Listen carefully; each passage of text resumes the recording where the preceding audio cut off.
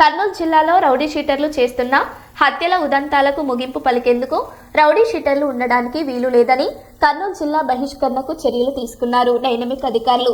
కర్నూలు జిల్లా collector doctor ఎసిరి, జిల్లా SP Vikrant Patil 8 మంది రౌడీ షీటర్లను కర్నూలు జిల్లా నుంచి బహిష్కరించారు. షరీఫ్ నగర్ కు చెందిన సంజన హత్య కేసులో కొందరిని జిల్లా బహిష్కరణకు చర్యలు తీసుకున్నారు.